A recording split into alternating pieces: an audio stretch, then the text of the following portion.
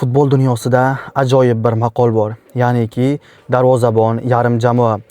Biz bilamizki, ba'zida darvozabonlar yarim jamoa emas, butun jamoaga aylanadi va o'z jamoasi joniga oro kiradi. Futbol tarixidagi eng zo'r darvozabonlardan biri va hozirgi darvozabonlarda Marc-Andre ter Stegen, Neuer, Thibaut Courtois va Juventus posboni, ajoyib posbon, o'zim havas qiladigan darvozabon Di Gregorio.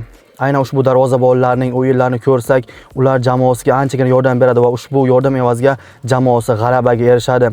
Va yana bir gap, darvozabon bitta xato qilsa, o'sha xato evaziga jamoa mag'lub bo'lishi mumkin. Agar darvozabon bitta seyf qilsa, ana o'sha seyf evaziga jamoa g'olib bo'lishi mumkin. Va ko'ramiz, o'tgan o'yinda ko'rdik, Real Madrid Liverpoolga mehmon bo'ldi va ushbu o'yinda 1-0 hisobda mag'lub bo'ldi.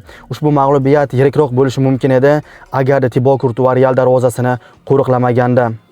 Xabaringiz bor, Real mag'lub bo'lib 1-0 hisobda va ushbu o'yinda Thibaut Courtois 5 ta seyfni amalga oshirdi. Va aynan shundan keyin Barselona ham o'z o'yinini o'tkazdi. Wojciech Szczesny darvozani qo'riqladi Barsa safida va o'yinning oxirida jamoasiga pant berishi mumkin edi. Ammo hakamlarning qarori evaziga Barselona mag'lubiyatdan qutulib qoldi va 3-3 hisobdagi durangga imzo chekdi.